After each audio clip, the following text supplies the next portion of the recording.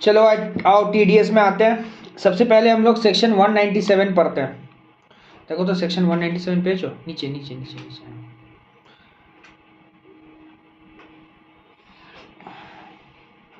Reduction of TDS at lower rate, tax at lower rate. देखो बहुत simple concept है ये। यहाँ क्या बोला जा रहा, मान ले हम तेरे को पेमेंट करेंगे 1,00,000 रुपया, ठीक है। तेरा मेरा कॉन्ट्रैक्ट हुआ है, ठीक है। 1,00,000 रुपये पेमेंट करिए। अब हम बोला ठीक है 1,00,000 पेमेंट करेगा, लेकिन इस पे 10% टीडीएस कटेगा, इस पे 10%। तो 1,00,000 का 10% 10,000 होता है। हम तेरा हाथ में 90,000 देता है तेरे को, तो पूछता 10,000 का, 10,000 तो टीडीएस काट लिए। बोले मजाक मत कर। तो बोलेगा मजाक मत करिए, पूरा 1,00,000 दीजिए।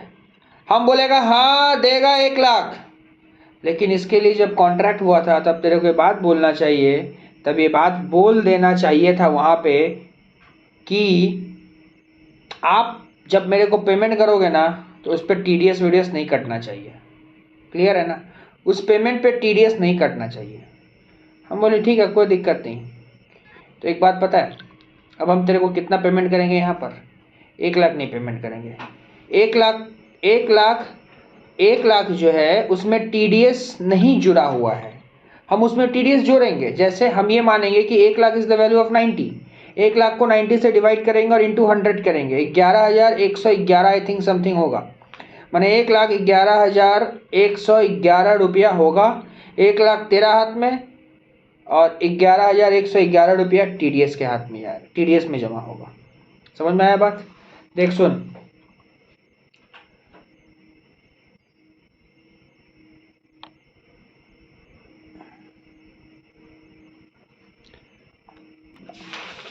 एक काम कर, ये जो प्रोविजन पढ़ा है ये कहाँ मिलेगा पता है? ये तेरे को मिलेगा, देख 194Q वाला जो सेक्शन है ना उसका बाद वाला पेज, 194Q जहाँ पे है उसका एक पेज उल्टा, वहाँ मिलेगा income payable net of tax, section 195A। मिल गया? देख क्या लिखा हुआ है, where under an agreement or other arrangement the tax chargeable or any income referred to in the foregoing provision of this chapter is to be borne by the person by whom the income is payable, then for purpose of deduction of tax under those provisions such income shall be increased to such amount, income को उस amount से increase कर देना, after deduction of tax there will be equal net amount payable under such agreement. However, no grossing up is required in the case of tax paid under 192(1)(a) by an employer, non-monetary perquisite provided to the employee। ये क्या है second point बताते सुन। तेरे को एक बात पता रहना चाहिए, जो नॉन मॉनिटरी परक्यूजिट होता है उस पर टीडीएस नहीं जोड़ा जाता, जानो तो बेटा। नॉन मॉनिटरी परक्यूजिट पे टीडीएस नहीं जोड़ा जाता है। और अगर मतलब एक्चुअली होता क्या है, नॉन मॉनिटरी परक्यूजिट पे जो टीडीएस होता है वो टीडीएस एम्प्लॉय को नहीं पेमेंट करना पड़ता है, एम्प्लॉयर को पेमेंट करना पड़ता है। मैंने तुम्हारा कंपनी अगर तुमको कोई नॉन मॉनिटरी परक्यूजिट देता है और उस पर अगर वो टीडीएस काटता है तो उसको रोकना, बोलना नहीं नहीं सर ये आपका काम है टीडीएस काटना। नॉन मॉनिटरी परक्यूजिट पे टीडीएस काटिए, लेकिन नॉन मॉनिटरी परक्यूजिट पे आप टीडीएस नहीं काट आप टीडीएस काटो, मेरे से मत लो। समझ में आया बात? यही बात बोला है, ठीक है। अच्छा अब एक काम कर, अब जो है सीधा सीधी तू आ जा, नेक्स्ट आ जा, नेक्स्ट आ जा, नेक्स्ट आ जा, आजा आजा आजा आजा।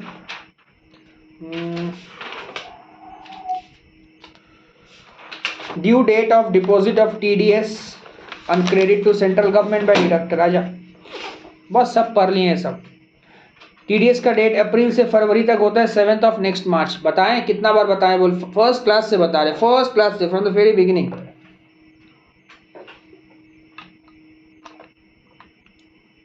मार्च का कब होगा? 30 अप्रैल में। मैंने अप्रैल टू फरवरी अगर होता है तो 7th of the next month, लेकिन मार्च होने से 30 अप्रैल। लॉजिक है। मार्च ईयर एंडिंग, प्रेशर वाला महीना, 30 तारीख 31 मार्च तक, मतलब पगला का तरह खटा, फिर 7 दिन के बाद टीडीएस। क्या होगा? दिक्कत भी होगा यार। ठीक है, आपके लिए 7 तारीख नहीं होगा, उस महीना का 30 तारीख तक जमा कीजिए। ठीक है, समझ में आ गया। सब बताए ये सब। फॉर TDS डिडक्टेड 194 IA में 7 दिन नहीं है, 194 IA में 7 दिन नहीं है, 30 दिन लिया जाता है, ठीक है। उसके बाद ये भी बोले थे कि अगर गवर्नमेंट को payment tax is deducted by the government officers it should be deposited on the same time. मतलब अगर कोई गवर्नमेंट ऑफिसर तुमसे TDS काट रहा है, ठीक है, तो वो उसी समय जमा कर देगा। तुमसे ये पूछा जा सकता है MCQ क्वेश्चन में कि किस केस में TDS काटा जाता है तुरंत जमा किया जाता है, बोलना गवर्नमेंट ऑफिसर लोग यही हरकत करता है, ठीक है। एग्जाम्पल 1 क्या बोला है, if TDS was deducted on interest income on 8 February 18 tax would be deposited on or before 7th March. Of course फरवरी है। If TDS was deducted on proceed from immovable property 28 December 17 tax would be deposited on or before 30 January 18। ये 194 IA का section है, बगल में लिख दे 194 IA।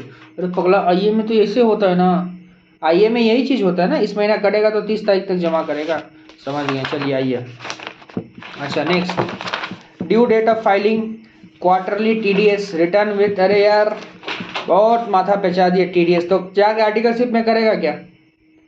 Articleship में भी ना, हम तेरे को एक बात बताते हैं, बहुत आदमी को लगता है हम आर्टिकलशिप करते हैं, वहां भी तेरे को बेवकूफ़ बना सकता है, समझ में आया बात? हाँ, अब तेरे को क्या पता, तेरे को लग रहा हम काम कर रहे हैं, नहीं समझ में आ रहा, बहुत तीर मार रहे हैं, क्या काम कर रहे हैं वो तो देख।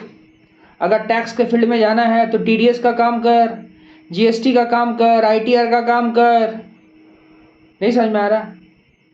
तो ये सब एक अच्छा काम होता है, और नहीं तो वहाँ भी कैटेगरी वाला काम रहता है। अगर उसको लगा कि ये उर्दूर खिदिरपुर है, बोलेगा जा स्टॉक में भेज देगा, स्टॉक ऑडिट कर, गिनती, फिक्स्ड एसेट ऑडिट कर, गिनती कर। तो ये वहाँ भी समझना पड़ेगा। अभी बहुत ऐसा भी होता है 3 साल वहाँ रगड़ लेता है, 2 साल रगड़ लेता है, कुछ घंटा ना सीख पाया, समझ में आया बात? क्यों बोलते हो, नॉलेज नहीं रहता तो कहाँ से सिखाएगा सामने वाला? और तेरे को भी तो एक इंटेंट रहना चाहिए ना, उसी लिए पढ़ के जा। ऐसा भी हो सकता है ये सब ना पढ़ के या पास करके एग्जाम में TDS से 2-4 मार्क्स का पूछा, ऐसा भी हो सकता है, किसको क्या पता। एग्जाम में 2-4 मार्क्स का TDS पूछा, लेकिन ये नॉलेज ही नहीं रहेगा तो कहाँ से होगा? TDS कब कटता है, कब जमा किया जाता है? रिटर्न फाइलिंग 7 तारीख तक होता है, IA का खाली इतना तारीख तक है। मार्च में हो गया TDS तो चिल्ला रहा 7 तारीख नहीं, मार्च में हुआ तो अप्रैल तक है। ये सब नॉलेज यहीं से लेके जा। Due date of filing quarterly TDS return. अब TDS क्वार्टरली, हाँ TDS क्वार्टरली, जान रखो साल में 4 बार TDS भरा जाता है। अब सुन, पहला क्वार्टर 30 जून को आता है, दूसरा क्वार्टर जून के बाद जुलाई, अगस्त, सितंबर, फिर सितंबर के बाद अक्टूबर, नवंबर, दिसंबर, फिर दिसंबर के बाद जनवरी, फरवरी, मार्च।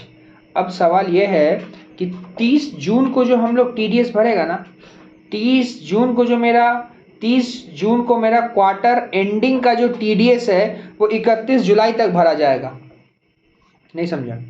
अबे 30 जून तक तो जो भी ड्रामा किया है ना, जून मतलब अप्रैल मई जून में जो भी ड्रामा हुआ 31 जुलाई को आके भर, समझ में आया क्या बोले? अच्छा जून गया, अब जुलाई, अगस्त, सितंबर में जो भी ड्रामा किया 31 अक्टूबर तक भरेगा, समझ गया?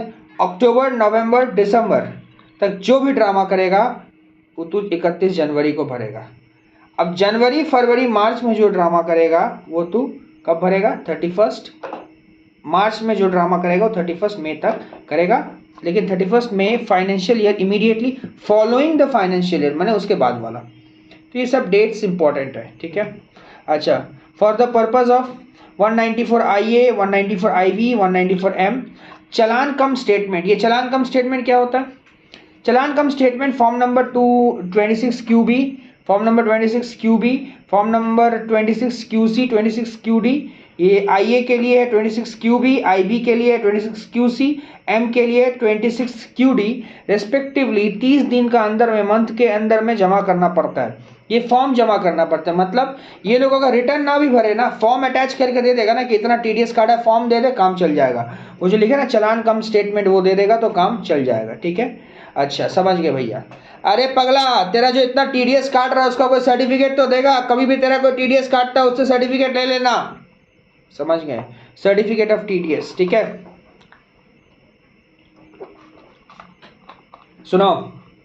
सुनो, सबसे पहले बोला है every person deducting tax at source shall issue TDS certificate. आप टीडीएस काट रहे हैं, टीडीएस सर्टिफिकेट दीजिए।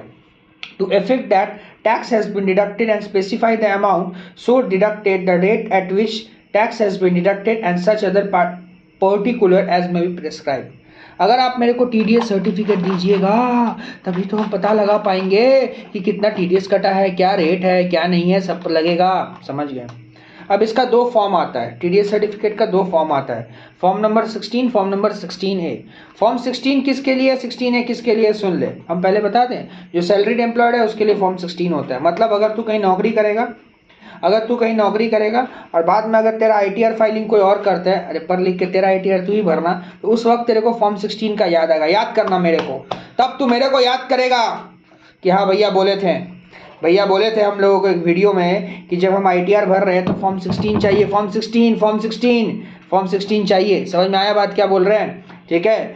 Form number 16 shall be issue to employ annually by the 15th June. Employ को इशू कर दिया जाता है 15 June of the financial year, 15 June of the financial year. अब यहाँ लॉजिक है, देखो अगर तुम्हारा 20-21 में जो TDS कटा है तो 21 में मार्च खत्म हुआ, उसका बाद जो 15 जून आएगा वहाँ तुमको क्या मिल जाएगा, फॉर्म 16 मिल जाएगा, following the financial year in which the income was paid. देखो मेरा भाई जब जॉब करता था ना तो उसका ITR भरने हम गया था, ठीक है, तो हम उसको बोले फॉर्म 16 दे, नौकरी करता था वो, और वो फॉर्म 16 उसको मिला था लेकिन उसको पता नहीं था, कहीं रख दिया, अरे मेल वगैरह में आया था, रख दिया था, वो बोला नहीं मिला। अरे वो मिलता है 15 जून, माने 31 मार्च खत्म हुआ ना, उसके बाद 15 जून तक जो है ना तुमको फॉर्म 16 इशू किया था सैलरीड एम्प्लॉयड के लिए। ठीक है, अच्छा समझ गए भैया। ठीक है, अच्छा next 16A shell be issue quarterly. 16 देखो 16 जो है ना वो तुमको ईयरली बेसिस में इशू करता है, एक साल के बाद इशू करता है। और 16A जो है shall be issued quarterly within 15 days from the due date of the furnishing statement of TDS। ठीक है, वो क्वार्टरली इशू किया जाता है, ये अदर लोगों के लिए। ठीक है, अच्छा 16A 16B समझ गए। 16B 16C shell be issued by person responsible, जिसका टैक्स कटता है IA में, IB में, ठीक है, उसके लिए। और 16D जो है shall be issue by the person responsible tax under 194M। मैंने 4 फॉर्म होता है। यस, सैलरी वाला के लिए 16, PGBP वगैरह सब के लिए 16A, और 16B और 16C है। 16B लगता है 16B और 16C issue by person responsible for TDS 194IA 194B में। ठीक है, फॉर्म नंबर 16D जो माने 16B लगता है IA के लिए, 16C लगता है IB के लिए, समझ गया ना, और 16D लगता है M के लिए।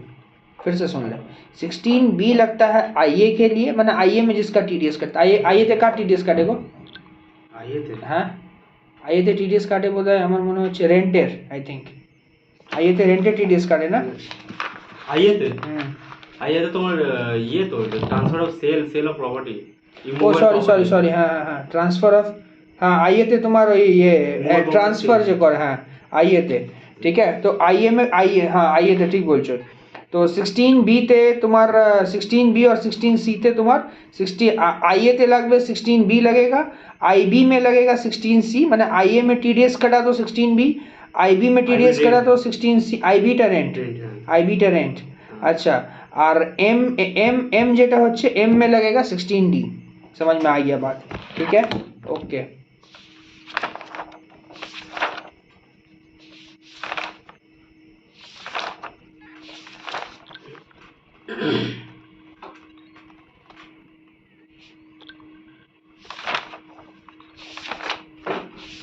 ठीक है, रहने दो।